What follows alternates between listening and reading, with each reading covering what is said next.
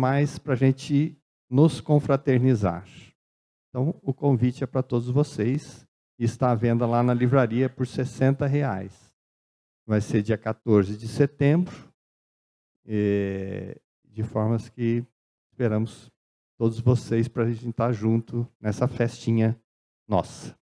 E o segundo recado é este cartazete aqui a respeito da troca de livros. Nós vamos fazer uma troca de livros, estimulando a leitura. Então, se você tem o teu livro lá que você já leu, tal, e quer passar para frente, traz aqui, a gente dá um vale. Numa semana você traz e a gente dá o vale. Na outra semana você vem com o vale e tira um outro livro que você escolher, dentre tantos que deveremos ter aí na recepção. Tá bom? Então vamos ver se dá certo isso aí. A gente vai fazer uma vez por ano e vamos trocando os livros e vamos lendo mais e tudo mais. Para motivar todo mundo, eu trouxe uma pilha de livros aqui de oradores que vieram recentemente no Kardec e deixaram os livros. Então, no final da palestra, nós vamos dar uns livros para quem quiser, tá bom? Algum problema aí, Paulinho?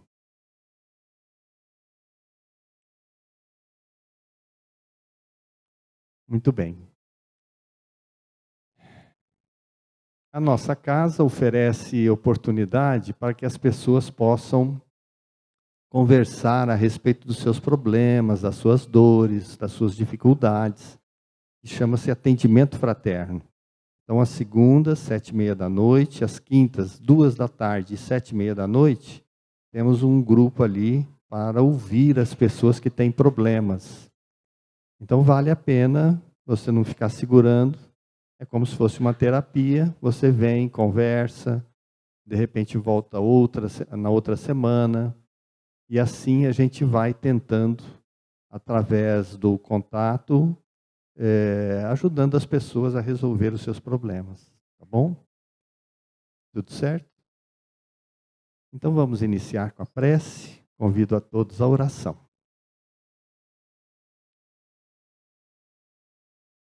Senhor Jesus, mestre amigo, agradecemos, mestre, a oportunidade de mais uma vez estarmos juntos. Somos privilegiados de contar com esta casa que nos abriga e nos traz as vibrações, os estudos, o momento da prece, os passes, que nos ajudam a nos tornar pessoas melhores.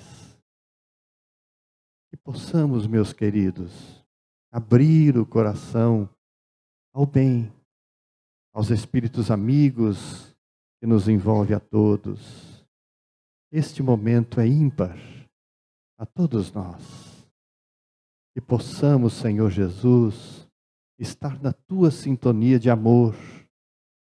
Que possamos trabalhar o nosso interior através dos estudos, para que sejamos pessoas melhores.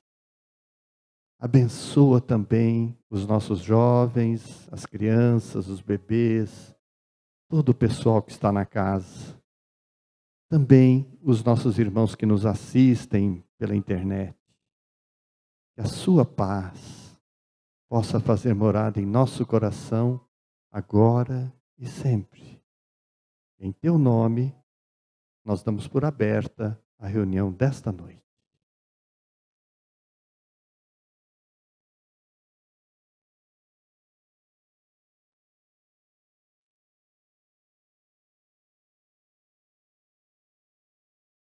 Boa noite a todos.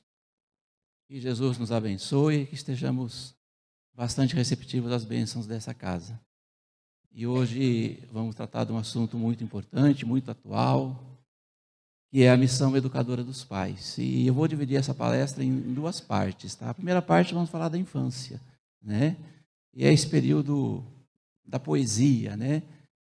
Do encantamento. Nossos filhos estão aqui, estão no berçário, na evangelização, né? Aquela fase do encantamento mesmo, né? E depois vamos falar da adolescência, que para muitos é um desafio muito, muito grande, tá?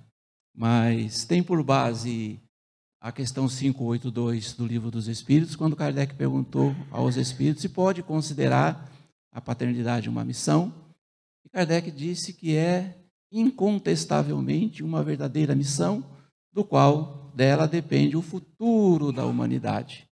E os espíritos concluem: Deus põe o filho sob a tutela dos pais para que esses o dirijam no caminho do bem. Tá? Fez essa atividade, desenvolveu esse percurso de uma forma saudável, feliz, pelo diálogo, pelo exemplo, pelo amor, cumpriu a sua missão aqui na Terra. Tá? Então, a gente tem alguns slides para passar para vocês, para falar sobre essa reflexão. A infância, quem está aqui presente hoje, ou em qualquer lugar, e tem seu filho na primeira infância, é um estado provisório. Tá? Tanto a pedagogia como a psicologia trabalha isso. A infância é um estado provisório. Emmanuel vai dizer que é o período de assimilação dos princípios educativos, né? Poderíamos comparar como se fosse um campo, um jardim, né? do qual os pais têm a oportunidade de semear, de plantar e de colher os frutos da sua semeadura. Tá? Essa fase é importante, então, para o espírito, tá? Reencarnante. Tudo se promove a partir de um cauteloso e organizado planejamento reencarnatório. Tá? Para mais ou menos ilustrar essa questão da primeira infância, eu sempre gosto de falar desse poema da escritora Dora Encontro, que chama Germinação. E aí ela vai traçar o perfil do espírito humano na Terra, em processo de aprendizado, de crescimento, né? Tudo na Terra, tudo na vida é experiência, faz parte da bagagem espiritual do ser encarnado. E nesse poema, ela diz que a alma humana é divina. E dentro dela germina a semente de perfeição. Bastará o seu cultivo para que o homem cativo trilhe livre a evolução. Cultive-se na criança essa bendita esperança de um ser humano melhor, de um ser que ame a justiça e amaine toda a cobiça, fazendo o bem ao redor.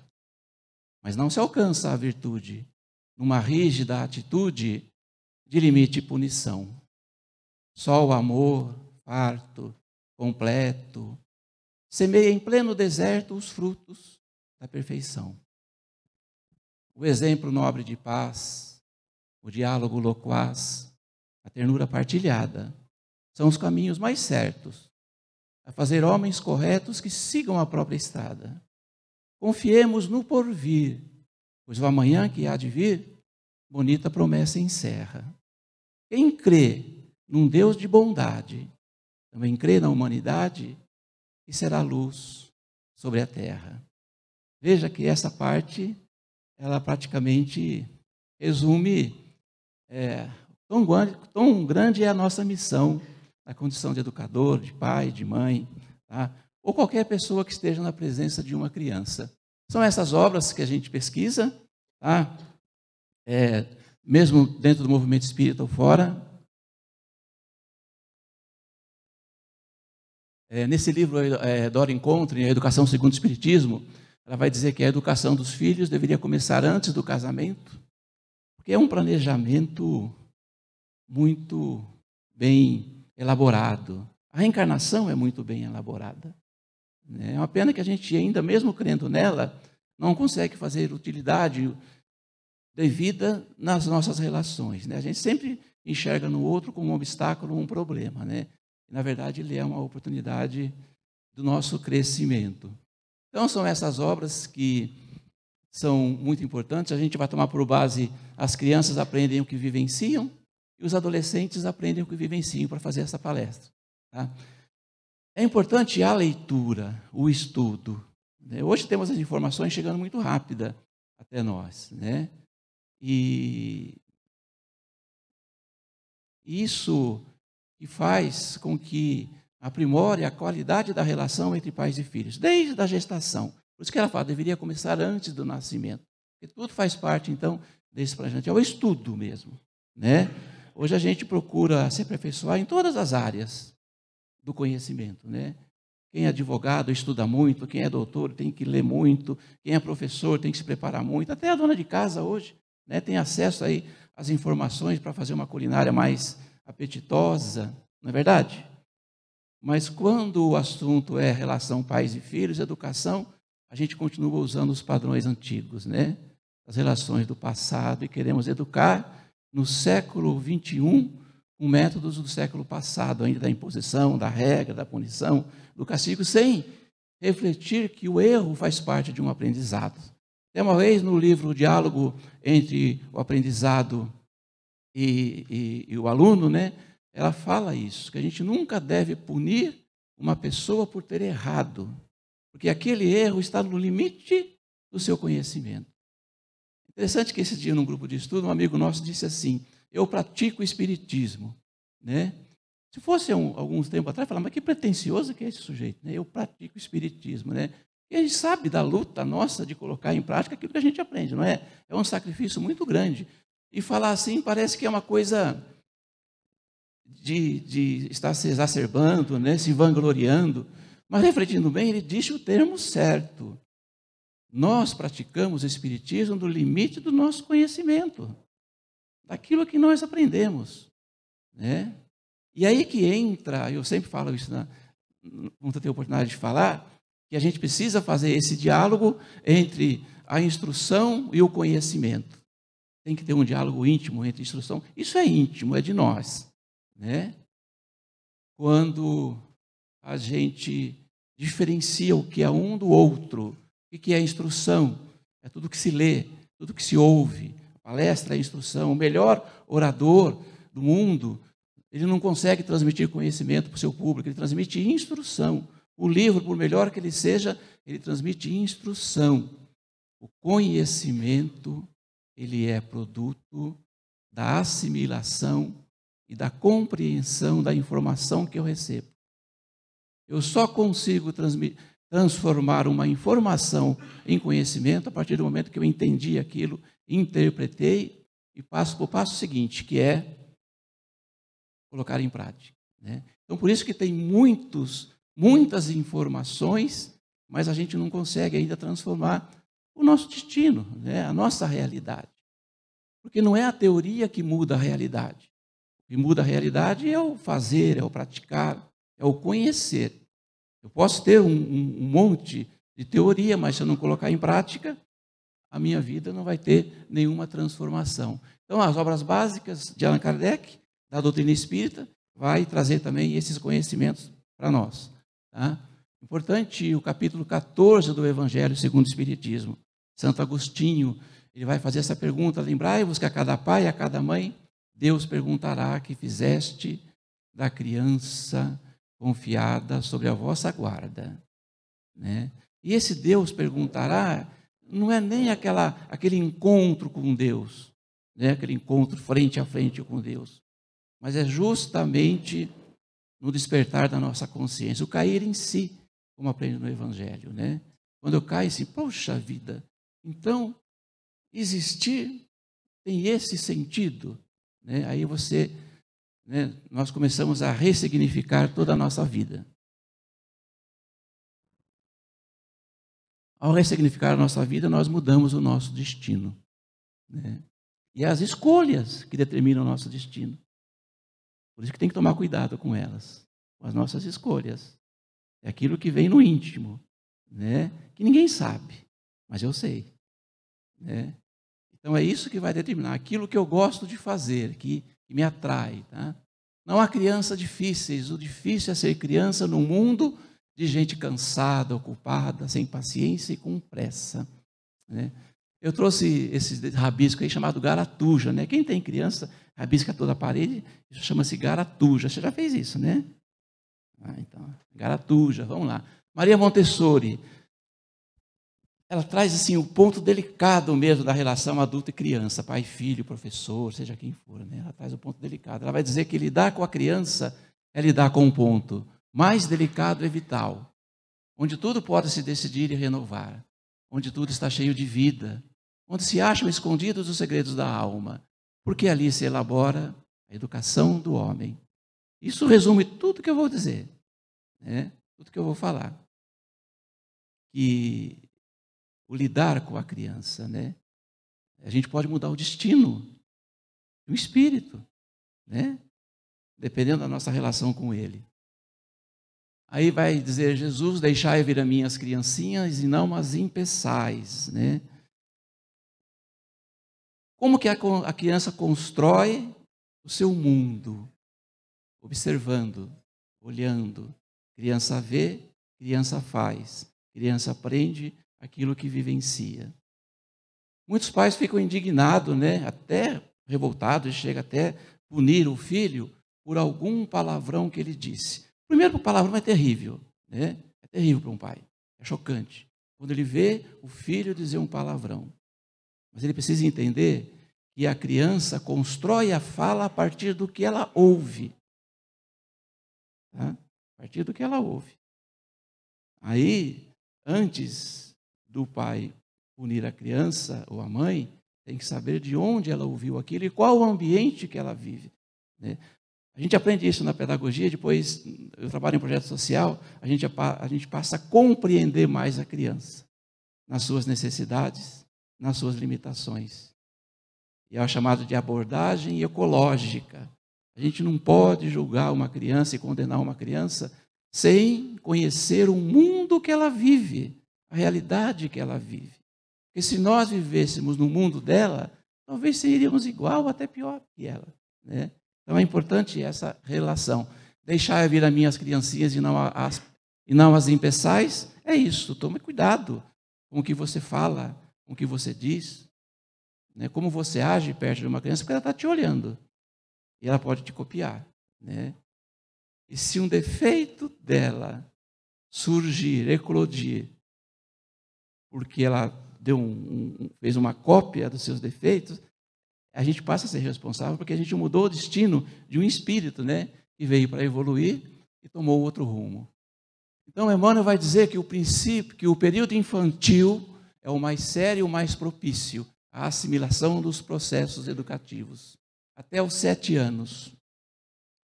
Depois que eu descobri isso, eu achei maravilhoso, porque sempre quando eu encontro um pai, uma mãe com uma criança, eu pergunto, quantos anos ele tem?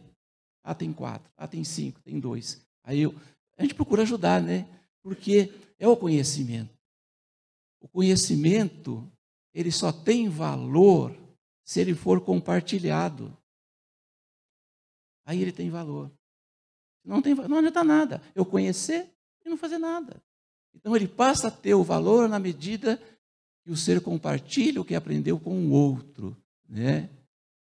E sem cobrar nada em troca. Isso que é o mais importante.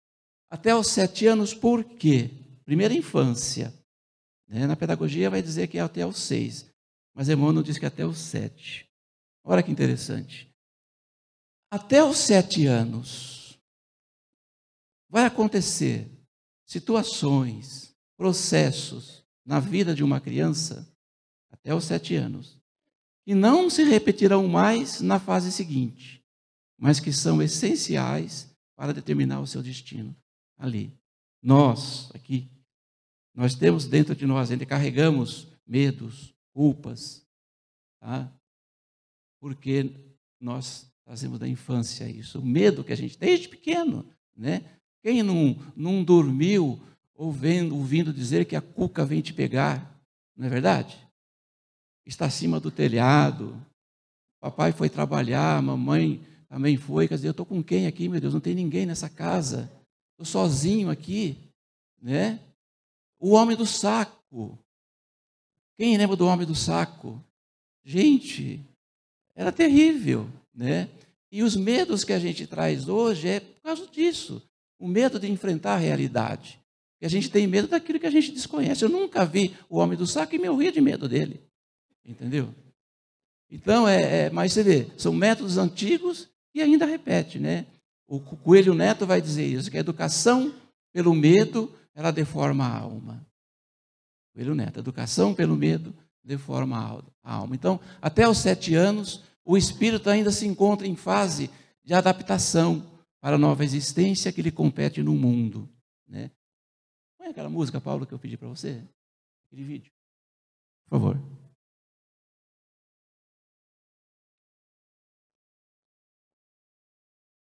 Terezinha de Oliveira vai falar em 2 minutos, que eu vou levar 40 para dizer para vocês. Sim, compartilhar com vocês, tá? Presta atenção na fala dela, que ela é maravilhosa. Não é isso aí, não. Não é esse.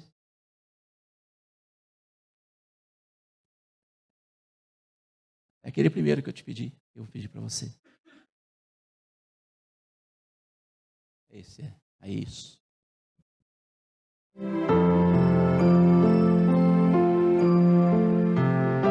Deu um filho a seu pai.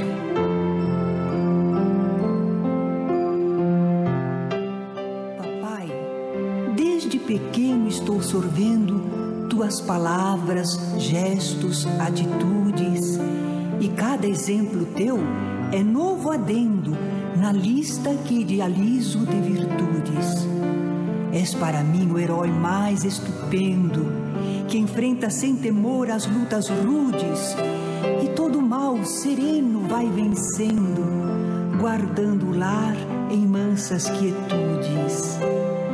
Vejo-te assim, a fronte iluminada, o gesto firme, a fala balizada, vontade, amor e fé que não descai. E copiando vou teu exemplo, és como espelho em que me contemplo. Pensa em mim quando agires, meu papai.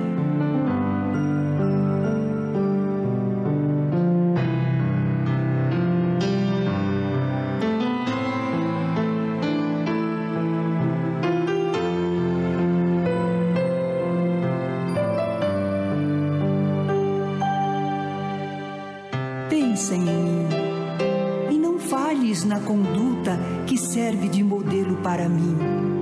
Também é boa para ti a luta, pois te fará melhor um dia ao fim.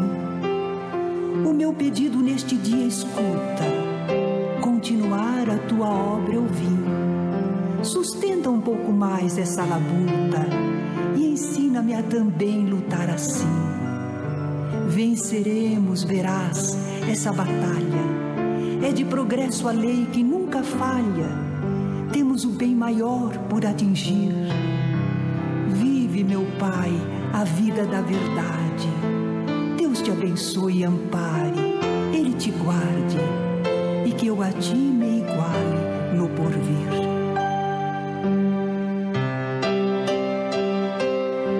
A Terezinha Oliveira é uma espírita, né? Desencarnou em 2013, escreveu vários livros e tem uma obra vastíssima aí do movimento espírita. É essa, né? Essa mensagem mesmo, né? Dessa relação, né? E só vai voltar novamente numa próxima encarnação se perdermos esta, né? Dá para voltar os slides, Paulo?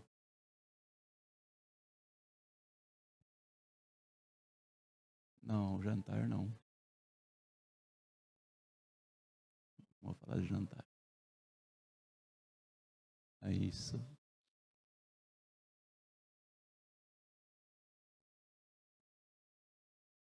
Aqui aconteceu isso, aconteceu mesmo.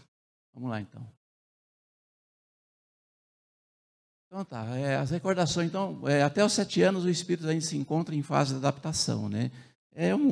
A reencarnação é a bênção no recomeço, né? Tudo faz um planejamento, é tudo feito por um planejamento muito, muito cauteloso, e reúne no plano espiritual pai, mãe e futuros filhos e diz, olha, vai ser apagado tudo e vai recomeçar novamente, né? Então, a reencarnação é o benção do recomeço, onde a criança, então, suas recordações do plano espiritual são, por isso, mais vivas, tornando-se mais suscetível de renovar o caráter e a estabelecer um novo caminho, se encontrar nos pais legítimos representantes do colégio familiar. É Emmanuel, na questão 109 do livro Consolador.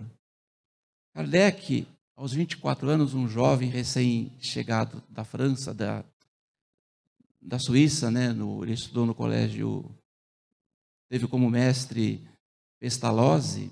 Pestalozzi tem uma frase fantástica sobre a educação e sobre essa relação.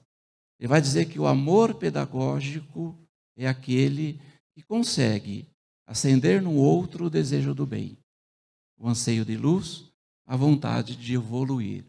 Olha que Kardec diz que a educação é a arte de formar os homens, isto é, a arte de fazer eclodir neles os germes da virtude e abafar o dos vícios. Isso que a educação faz, né? Ela abafa os vícios e faz eclodir, né, os germes da virtude. A fonte das qualidades morais se acha nas impressões que a criança recebe. Tudo que ela vê, tudo que ela ouve, a faz experimentar impressões. E a mesma impressão, repetida várias vezes, impregna na criança como a sua personalidade, né? André Luiz vai dizer que nós somos os formadores de caracteres dos seres que encontramos pelas ruas. Tá? No livro Emílio, Jean-Jacques Rousseau, ele vai dizer que um pai, quando gera e sustenta filhos, só realiza com isso 1/3 da sua tarefa. E que o filho deve amar os pais antes de saber que este é o seu dever. Tá? Então, às vezes a gente exige amor, mas quer colher o amor, né? Ele não foi plantado. Então, é um cultivo, né? É uma semeadura que depois vem a colheita. Tá? Então, eis porque o lar é tão importante para a edificação do homem. Bom, é isso, a infância, tá? Quem tem filhos pequenos aqui está no período propício, né, da assimilação dos princípios educativos. Tá? Passada a época infantil, credora de toda vigilância e carinho por parte das energias paternais, se passou essa fase infantil, tá? Os processos de educação moral que formam o caráter tornam-se mais difíceis com a integração do espírito. É a adolescência. Tá? Então, já completou a reencarnação na adolescência. Por isso que há esse conflito, né, dos pais com os filhos. E há uma mudança, né, dessa fase. O espírito recobra a sua consciência. Aí, se ele foi criado de uma maneira correta e educada, tá, ele consegue, então, assimilar aquilo que ele traz de outras existências com a bagagem que ele adquire agora. Né? E é interessante essa fase, né, que existem alguns conflitos aí, né? Quando a criança... No livro Os Adolescentes Aprendem que Vivenciam, a autora vai dizer que chega aquela fase que o que os filhos não querem mais é a presença dos pais, não é assim? Não quer mais a companhia. Tá? Eles querem soltar as mãos e ir sozinho. Tem até aquele momento, né, que choca os pais, né? E o filho ou a filha chega e fala assim: você não me espera mais na frente da escola, tá? Me espera na esquina. Eu não quero pagar esse mico. Alguém já passou por isso? Né? Não me faça pagar esse mico, hein? Espera na esquina. Né? Mas ela diz também que o adolescente, por mais que ele queira a libertação dos pais, na hora da dificuldade, quem ele quer por perto são os pais. Né? Nas horas dos momentos mais difíceis. Tá? Então é isso, a adolescência, segundo o nascimento, fase mais importante da reencarnação, Alzira Bessa. O propósito da adolescência é crescer, e esses anos representam a transição entre ser criança e um jovem adulto. Vamos dizer a verdade. E aí que está. A hora que chega o momento de dizer a verdade. E a gente cobra isso dos filhos, né? Diga a verdade. Não é assim? E muitos pais querem ouvir a verdade. Mas a pergunta é, será que estamos preparados para ouvir a verdade? É aí que está. Ouvir vai ouvir. Né? No livro A Educação, os adolescentes aprendem o que vivenciam, a autora trata dessa parte. Queremos que tenham a liberdade de nos contar a verdade sobre o que estão fazendo, porque isso nos permite protegê-los melhor. Tá? Estamos preparados? E nasce a mentira. Nasce a mentira. Da onde? quando o sujeito é punido porque disse a verdade. Tá? Essa parte é muito delicada. A gente quer que os filhos contem a verdade, mas se não estivermos preparados, ele será punido por dizer a verdade. Aí ele vai precisar procurar outros meios, outras pessoas, para dizer essa verdade que precisa ser dita, né? Então, muitas vezes não ficaremos satisfeitos com o que ouvirmos, mas é melhor do que não saber. Não é? Melhor do que não saber. Aí entra a ignorância, o não saber. Aqui no livro Libertação, Matilde trata da ignorância sobre o não saber, né? Ela diz: a ignorância pode muito, no entanto, é simples nada, quando a sabedoria espalha os seus avisos, né? Universo Espírita, essa revista. Bom, na parte dos adolescentes agora, que entra essa fase, eu vou ler um artigo aqui muito pequeno, mas que a gente tem que olhar ele por dois lados, tá? Sobre dois pontos de vista. Um vai chocar, porque muitos, quando eu li, eu fiquei chocado porque não condiz com a realidade de muitos jovens que eu conheço. Não condiz com a realidade. Mas também concordei porque condiz com a realidade de muitos jovens que eu conheço. Tá? Então, tem os dois lados, a gente vai falar sobre isso. Nesse texto está escrito assim: esta juventude está podre no mais profundo do ser. Os jovens são maliciosos e preguiçosos. Jamais serão como a juventude do passado. A juventude de hoje não terá condições de sustentar a nossa herança cultural. Agora, que época que foi escrito isso? Cada um deve trazer um perfil de uma data aí. Você consegue imaginar, Bilinho, que época se encaixa perfeitamente esses dizeres? Atual, né? Uns falam que é os anos 60, os anos da rebeldia, tal, aquelas coisas todas. Mas é interessante, quando isso foi escrito, eu vou contar para vocês. Tá? No norte do Iraque, estava sendo feita uma escavação arqueológica, onde se encontra a região da antiga Mesopotâmia, o reino da Babilônia. E numa dessas escavações foi encontrado um vaso de barro com esses dizeres, datado de 1000 anos antes de Cristo. Tá? Então, a gente observa que essa realidade dos jovens, ela está sendo já questionada já de muito tempo. É o planeta Terra que recebe esses espíritos. Por isso que diz que aqui é uma escola. Porque é para nos educar. Por isso que diz que é um hospital. É para cuidar das nossas enfermidades, né? Do espírito. Então é isso. Eu vou falar muito rapidamente sobre o alcoolismo juvenil. Eu rodei, né? Para falar sobre o alcoolismo. E nós precisamos pensar nesse sentido, né? E tudo que eu dizer para você aqui, em nenhum momento eu vou fazer uso de juízo de valor, tá? Expressar a minha opinião. Eu fui atrás de pesquisas, fontes, tá? E eu vou compartilhar com vocês algumas ideias que a gente coletou por aí. Tá? Campanha Juventude Sem Álcool. Os jovens de hoje estão bebendo sem moderação. Tá? A última pesquisa diz que a média que o povo brasileiro está consumindo álcool é maior do que a média mundial. Tá? O Brasil, entre os jovens, não é o que mais bebe, mas é o que tem mais crescido nos últimos 5 anos o consumo de bebida. Tá? Hoje saiu um artigo do Dr. Osni, né? Dr. Osni, ele foi juiz da infância e juventude, de da região de hoje, Carta ao Leitor. Tá? E ele fala das festas clandestinas. E rola tudo. Tudo. Né? E a gente precisa ficar atento a isso daí. Evite o primeiro gole, reencarnação. Evite o primeiro gole. Nós não sabemos em que condições nossos filhos desencarnaram na última existência. A gente não sabe. Né?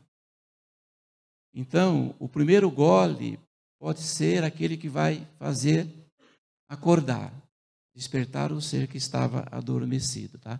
E a reencarnação, ela veio com esse defeito, né? Porque não vieram, nossos filhos não vêm com o manual de instrução, né? A gente tem que adivinhar.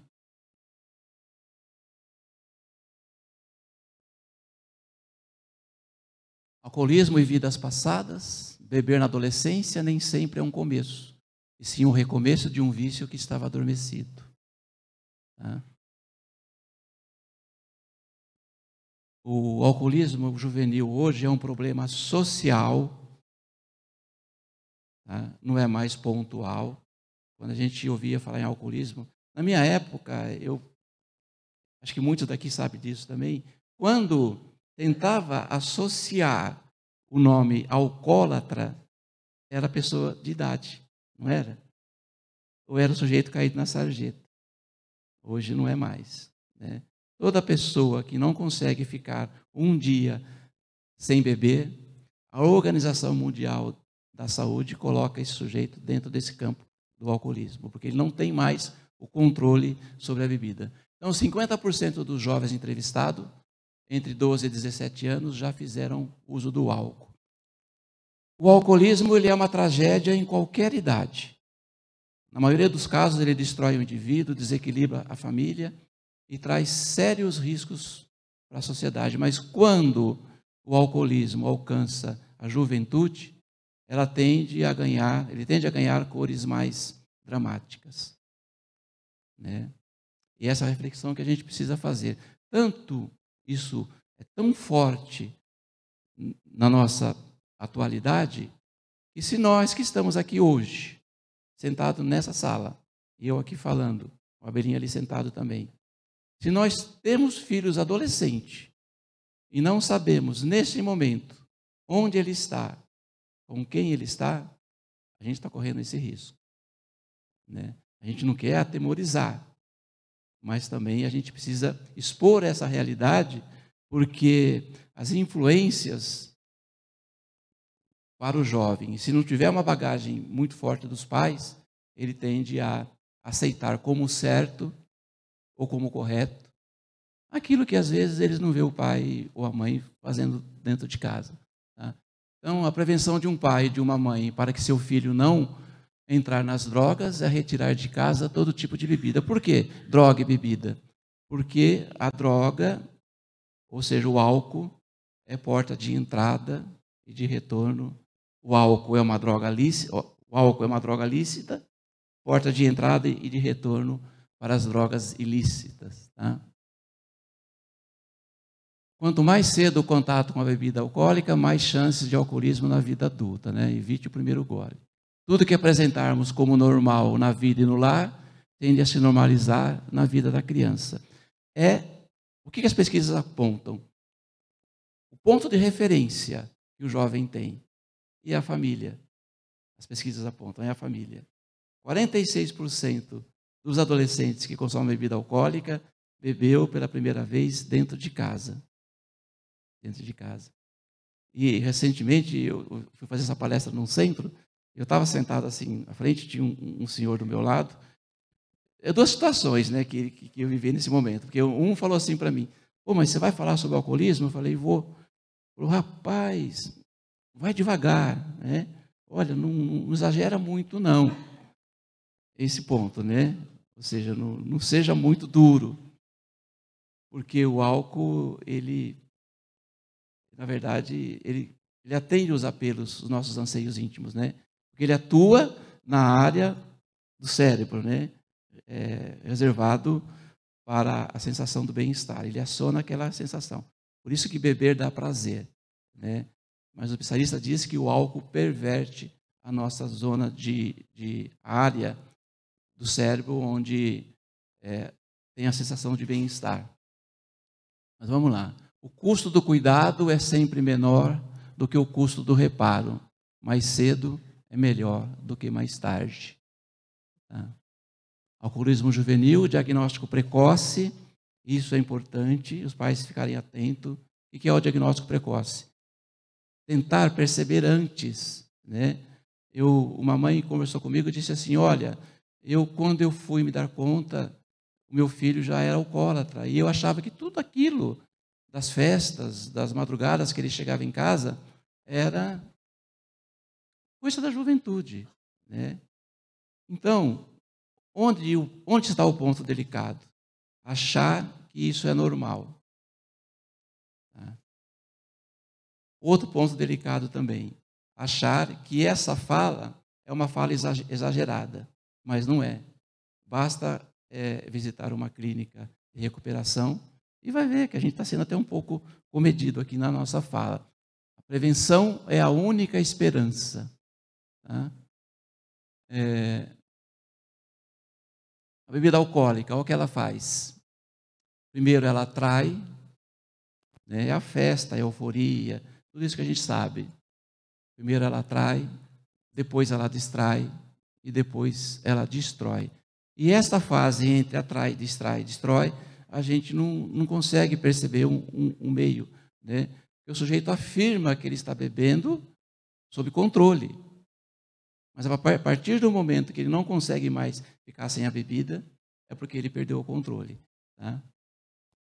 Vamos lá passar mais um. Essa bebida Ice é perigosa porque os pais chegam a comprar para os filhos, tá?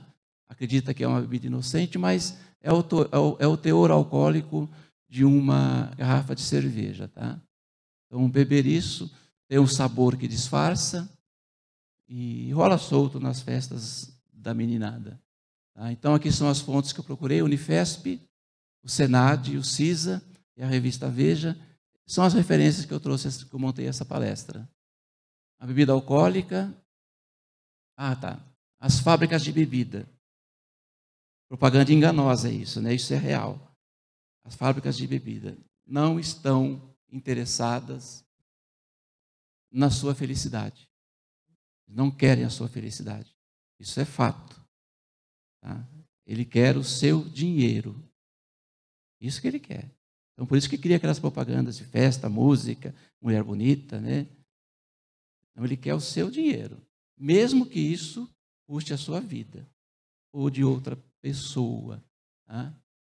Então, 40 mil mortes por ano no Brasil, vítimas do consumo de álcool. As mulheres aumentou o consumo, está equiparado, mulher e homem bebem o mesmo tanto. Essa pesquisa aponta que aumentou em quase 80% mulheres que procuram clínica de recuperação. Né? E é isso. O jovem está bebendo. É esse cuidado, porque o destino da humanidade está aí. O futuro da humanidade está aí. Né? E a gente precisa refletir sobre isso. Tá? A mãe... alcoolismo durante o período de gestação, chamado de síndrome alcoólica fetal. Hoje a ciência já consegue detectar distúrbios intelectuais, físicos, causados pelo consumo de álcool no período de gestação. Tá? São demandas, são situações que é devido ao consumo. Então, seja beber durante o período gestacional é um risco muito grande. E se corre até porque tem um outro fato. Tá? Esse álcool ingerido, ele vai atingir o líquido amniótico da gestante, né, no período de gestação. O feto vai inalar esse cheiro, vai sentir o cheiro do álcool. Se esse espírito desencarnou numa situação de alcoolismo em vidas passadas, ele já vai ter o contato com o álcool já no período de gestação. Tá? Aí os pais depois, ou a mãe, ficam indignados, né? Mas quando você começou a beber? Né? Então, se a criança lembrasse, poderia dizer que começou a beber justamente lá nesse período, né, de gestação. Então, a ideia é essa: a mãe está forjando um novo corpo para um velho filho de Deus. Tá? Nunca é tarde para recomeçar. Nesse caso, se há a situação já instalada do alcoolismo, vocês perceberam, né, que a primeira parte é de prevenção. A segunda parte, a gente já vai trabalhar os cuidados. A prevenção é quando a criança está ainda nessa fase da infância, como disse na primeira parte. Agora é a fase da adolescência. Se por acaso, por inexperiência, não orientamos bem o filho na primeira infância, é sempre tempo de recomeçar, porque estamos sendo educados até a hora da própria desencarnação. Os pais que não lograram encaminhar bem os filhos, porque lhes faltava o equilíbrio do discernimento, quando se estava no período de formação da personalidade, até os 7 anos. Podem recomeçar em qualquer instante, de maneira suave, perseverante e otimista, através do exemplo e da vivência do amor. É isso. Quando não se aprende com os erros se repetem. Tá? Então a gente precisa refletir sobre os erros, porque eles estão indicando um novo direcionamento para nós. Nunca desista do seu filho. Tá? Eu coloquei esse texto também porque, no final de uma palestra, uma mãe me disse, falou, olha, eu já desisti do meu filho, tá? Não tem mais o que fazer. E tem, né? O amor. Entra o amor. Desistir de um filho é o mesmo que desistir de todo um planejamento reencarnatório. Porque talvez esse filho, e com certeza será, a principal causa da nossa reencarnação. Tá? Então pode ocorrer de algumas pessoas não te compreender, mas saiba que para muitos o amor é incompreensível. O choque, né, o Augusto Cury vai dizer, as palavras que os pais jamais deveriam dizer a seus filhos são ditas nos primeiros 30 segundos de frustração. Ou seja, em 30 segundos eu vou dizer para os meus filhos, o meu filho, minha filha, palavras que eu jamais deveria ter dito. Tá? Então, o que pode fazer? Já para encerrar. Então, primeira coisa, vamos fazer um apanhado rápido de tudo que foi falado. Primeira coisa, criança pequena, bebezinho, gestação, está na evangelização, né? Está ainda nos acompanhando, vai no shopping, tem orgulho, alegria quando você vai buscá-lo na frente da escola. Oh, aquele é meu pai, aquele é minha mãe, né? Não quer mais que você espera na esquina. Tudo isso é a primeira infância. Período propício, como diz Emmanuel, de assimilação dos princípios educativos. É a renúncia que entra agora. A renúncia. Né? O prazer de degustar uma bebida, ou o prazer de não degustar uma bebida, e ter a certeza que estamos servindo de referência positiva para os nossos filhos. Nos países que foram feitas essas pesquisas, apontam que pais abstêmios, que não consomem bebida alcoólica, pais que não bebem, têm 70% de chance de seus filhos também não beberem. Tá? Então, é essa parte. O que pode ser evitado? O custo do cuidado é menor do que o custo do reparo. Mais cedo é melhor do que mais tarde. Tá? Então, a gente vai encerrar com essa parte. Caso o alcoolismo esteja instalado, caso haja sinais, tá? Está percebendo que o menino... Esse dia eu conversei com uma jovem, em 16 anos, ela me disse que não consegue mais viver sem o álcool. E que ela já foi internada uma vez em coma alcoólico. Tá? Tem muitos jovens que estão aqui assistindo o Valete e sabem dessa realidade, né? Porque é um meio que está muito aparente. As universidades estão assim, cheias. Tanto é que numa universidade um jovem desencarnou em Bauru após tomar 30 doses de vodka, numa disputa com outro jovem, quem mais bebia. Ele bebeu 30 doses de vodka, veio em coma alcoólico. O que são 30 doses de vodkas no organismo juvenil? É 1,5 litro de vodka. O que é 1,5 litro de vodka? 600 ml de álcool puro. Ele bebeu 600 ml de álcool puro. Tá? Quanto tempo demora no organismo humano para uma dose de álcool, de uísque, de 30 ou de 40 ml, fazer o metabolismo? Demora 1 hora. Tá? O ideal seria de cada 1 hora, porque é esse tempo que o organismo demora para metabolizar. O que podemos fazer então? Comece a falar sobre o álcool, naturalmente. Do modo mais simples possível. Não use tom autoritário e evite sermões. Seja claro e conciso, explique os fatos, a realidade, né? Associados ao uso do álcool e suas consequências. Mostre apoio e seja amável.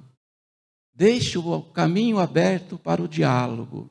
Esteja preparado para ouvir a verdade. A verdade esclarece, que apoia, né? Tem um fato que ocorreu uma vez, um senhor disse para mim assim, e quando eu vi meu filho com 8 anos com um cigarro na boca, eu dei um tapa na boca dele que ele quase engoliu o cigarro. Né? Aí eu falei, mas espera um pouco, né? Eu conheço teu filho, já é um adulto, e ele fuma. Né? Ah, mas depois que ele cresceu, aí é problema dele. Mas enquanto era pequeno, perto de mim, não fumou. Então veja bem, o quanto que essa criança ficou guardado esse desejo. Né? Ou seja, ao invés de o pai sentar, conversar, dialogar, preferiu repreender com violência. Tá? Então mostre apoio e seja amável. Deixe o caminho aberto para o diálogo. Tenha atitudes condizentes com o que você fala, pois seu comportamento servirá de exemplo para os mais jovens. Faça escolhas saudáveis. E aí entra a pedagogia da esperança. É a esperança, futuro, né? Futuro. Outras existências virão, outras oportunidades, e nessa mesmo, né? A bênção da reencarnação. Então, pode se evitar? Pode, enquanto é tempo. Não se evitou? Vamos partir agora para o trabalho de recuperação, de apoio, de ajuda. Tá? Os pais não estão sozinhos nessa luta. A internet está cheio de orientadores, pessoas especialistas nessa área. Tem textos, tem palestras. Tá? Mas o bom é evitar. Tá? A prevenção é a única esperança. Tá? O que vai dizer Eurípides Barçanufo sobre a esperança? Ele vai dizer o seguinte, que a esperança só morre no coração de quem não ama. É um sentimento que se espalha em nós, como um sinal da presença divina. Sua força transformadora costuma transportar o ser para um mundo de novas reflexões. Filha da fé raciocinada, ela consegue transmitir a convicção de que as dificuldades não são obstáculos, mas estímulos. E as quedas não são derrotas, mas lições. Esperança é a certeza inarredável da destinação feliz do espírito humano. Vai, esperança, e leva a sua mensagem aos corações de todos os educadores e mostra-lhes que as suas atenções de preferência devem se deter nas almas mais difíceis. Vai e conta a cada um desses heróis que a maior recompensa para seus esforços será a tranquilidade de consciência. Vai e lhes diz que sem esperança, jamais o agricultor se resignaria a esperar tanto tempo para colher os frutos das pequenas sementes que suas mãos lançam à terra. Vem, esperança, e resgata-nos a dignidade divina e nos faz mergulhar sem receio no seio augusto e amoroso do Criador. Que Jesus seja sempre o mestre em nossas vidas. Muito obrigado pela atenção de vocês.